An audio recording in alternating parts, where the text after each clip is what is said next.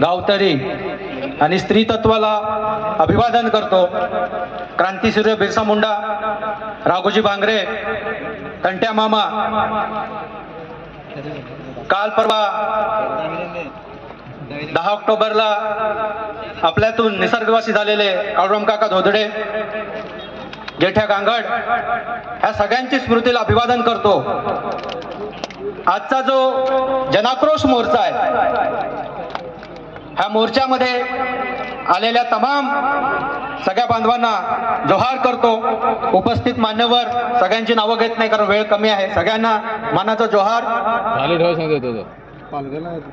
ह्या देशामध्ये जी परिस्थिती आहे, वेळ जरी कमी असला तरी मी आठवण करेन की ज्या पद्धतीने CGI गवई साहेबांसोबत घडलेला आहे, आदिवासी पर्यानवादी सोनम वांगचुकी सोबत घडलं, आणि काल परवा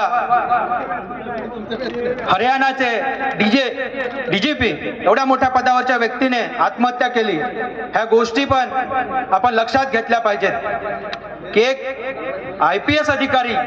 एक मिनिट डॉक्टर साहेब, एक मिनिट. म्हणजे मध्ये जर उठतायत ना, एक खरेच आदिवासी असतील तर अजून पाचच भाषणं बाकी आहेत आणि अजून वेळ जास्त काही झालेला नाही. तर कृपया करून आमदार महोदयांची सूचना आहे की कुणीही जागेवरनं. धन्यवाद. आणि ज्या कारणासाठी आपण इथे एकत्र आलेलो आहोत, हे बंजारा आरक्षण, धनगरांचं आरक्षण, पूर्वक्त्यांनी सांगितलेलं आहे की बऱ्याचशा गोष्टी आहेत त्या तुम्हाला पूर्ण कराव्या लागतील. सहज तुम्ही मोर्चे काढले, आंदोलन केली म्हणजे आदिवासीचं आरक्षण मिळणार नाही. आणि म्हणून हे हैदराबाद गॅजेटचं उदाहरण देत असतील तर मुळात इतिहास पण आपण तपासला पाहिजे. हैदराबाद हे संस्थानच मुळी भारतात यायला तयार नव्हतं. मग तुम्हाला आरक्षण मागायचं, मग त्यांच्याकडे जाऊन मागा, इथे तुम्हाला आरक्षण मिळणार नाही, हे स्पष्ट आहे. आणि म्हणून हैदराबाद गॅजेटमध्ये काय लिहिलंय, शेतकरी जमात असं लिहिलेलं आहे. त्या जमात नावाच्या शब्दाचा अर्थ घेऊन तुम्ही अनुसूचित जमातीमध्ये घुसायचा प्रयत्न करत असाल ते कदापि शक्य नाही. आणि हे प्रयत्न खूपदा झालेले आहेत आणि ते तोंडावर आपटलेले आहेत की 1981ला सुप्रीम कोर्टाने धनगरांना आणि ह्या बंजारांना पण सांगितलं की तुम्ही आदिवासीचे जे क्रायटेरिया दिलेले आहेत ते पूर्ण करत नाहीत. म्हणजे काय, तर तुम्ही आदिवासी नाहीत. सांगितलं की आदिवासी पोटी जन्माला घ्यावं लागतं. त्याचबरोबर ह्या देशामध्ये तब्बल संविधानामध्ये 12 अनुसूच्या आहेत, त्यापैकी 2 अनुसूच्या कोणासाठी आहेत, आदिवासींसाठी आहेत. 5वी आणि 6वी अनुसूची हे जे क्षेत्र आहे, अनुसूचित क्षेत्र, आज आपण पालघरमध्ये आहोत, पैसा कायदा लागू आहे. हे जे क्षेत्र सहज मिळालेले नाही.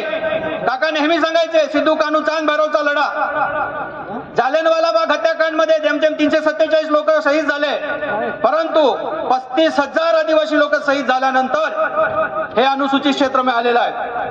आणि म्हणून हे जे क्षेत्र आहे त्याच्यामध्ये आदिवासी लोक राहतात आणि आदिवासींचं जे आरक्षण आहे ते आज नाही, थोडस बोलू द्या, 1874ला मिळालेलं आहे, हे लक्षात घ्या.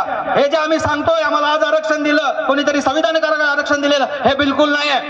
शेड्यूल डिस्ट्रिक्ट ऍक्ट हा 1874ला झालेला आहे. म्हणजे बिरसा मुंडांचा जन्म व्हायच्या आधी पासून आमचा लोक संघर्ष करत होते आणि तेव्हा मिळालेलं आहे. आणि म्हणून 1935ला जे काय इंडिया ऍक्ट झालं त्याच्यात जशाचे तसे 5वी अनुसूची घेतली गेली, 6वी अनुसूची घेतली गेली. आणि म्हणून साहेब मला एवढं सांगायचं आहे, हे सामाजिक आरक्षण आहे, आमचं क्षेत्रीय आरक्षण आहे आणि ते लढून मिळालेलं आहे. आणि म्हणून एरा गेरा नतू खैरा येईल आणि सांगेल का मला हे आरक्षण द्या, ते आरक्षण द्या. तुम्ही थेंबभर रक्त सांडलेलं नाही. आम्ही 35,000 आदिवासी लोक आणि त्याच्यानंतर बिरसाच्या लढ्यामध्ये असेल, तंट्या मामाच्या लढ्यात असतील, मानगडच्या लढ्यामध्ये हजारो आदिवासी लोकांनी शहीद झाल्यानंतर आम्हाला कुठेतरी आरक्षण दिलंय.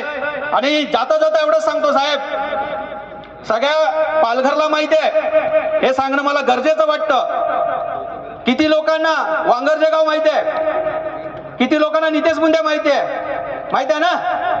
त्या गावामध्ये त्या गावाने ठरवलंय आता आम्ही अनुसूचित जमात फक्त राहणार नाही तर आम्ही आदिवासी होणार आहोत. म्हणून जे पण बाहेरचं आक्रमण आहे ते आम्ही आता बंद करणार आहोत, मग ते कुठल्याही स्वरूपातलं असेल. म्हणून त्यांनी निर्णय केलेला आहे आणि त्यासाठी जोरदार टाळ्या वाजवा की कोणीतरी गाव सुरुवात करतो की आम्ही आता आदिवासी होणार आहेत आणि आम्ही आदिवासी आहोत. तर सगळ्यांना जोहार, जिंदाबाद. धन्यवाद डॉक्टर साहेब.